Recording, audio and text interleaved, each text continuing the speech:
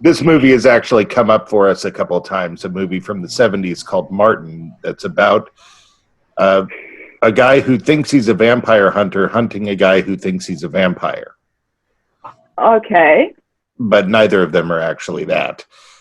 Do you ever get worried that somebody is going to come after you thinking that they're doing something good for their religion? I mean, is it dangerous to be a Satanist in a world of fanatical Christians? It's an interesting question. We get death threats a lot, to be honest. We actually had a really intense situation just earlier this week as well.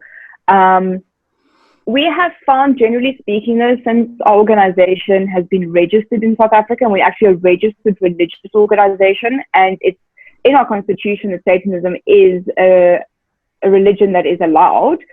So our freedom of religion is quite broad here.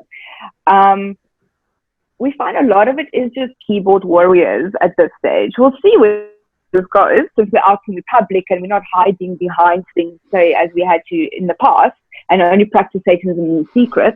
Now that it's public and it's out there, people are knowing about it, people are talking, the death threats are coming. I personally am not that scared, to be honest. I feel a lot of it is just keyboard warriors at this point in time, but we have certain people in our organization who still won't actually say publicly that they're Satanists because they are actually scared in their community that they might be attacked. So it is still a very real thing in South Africa that you might get attacked because someone is saying they're doing God's work. I mean, just the message we got this week was saying, we are going to come burn you down, or we're going to burn your houses down with you inside it because we are doing God's work. So it's a reality that we're living at the moment, and God is telling us we need to kill you and whatever else. It's a very real reality. But at this point, we're viewing it as keyboard warriors, and then our members who don't wish to identify publicly as Satanists for their safety, we say then just don't. Yeah, because, this brings us back to the name, and without any sort of deity to insult, the argument could easily be made to why not change the name to a egoist or a personalist or a personalism? Why not change the name so that one doesn't, of course, have to feel threatened, but even on top of that, have to explain it all the time, every time it comes up? True. That's a conversation that I've actually had a couple of times as with my co-founder, because, again, it's a valid question.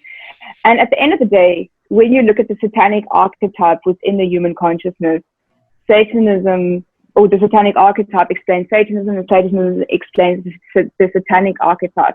And there's really nothing else to call it.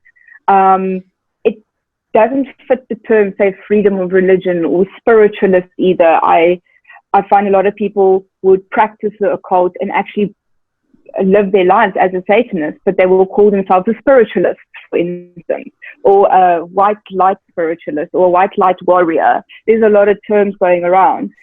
For me, I know it's the satanic archetype within inside myself that's continuously questioning the rules that we are being given in this world, and continuously, like religious rules by major religions, and questioning, but why that? Why this?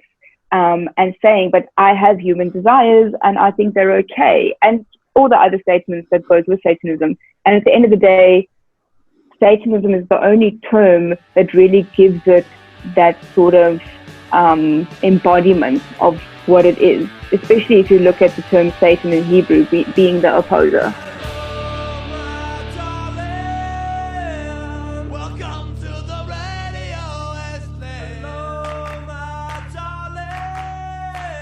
Welcome to the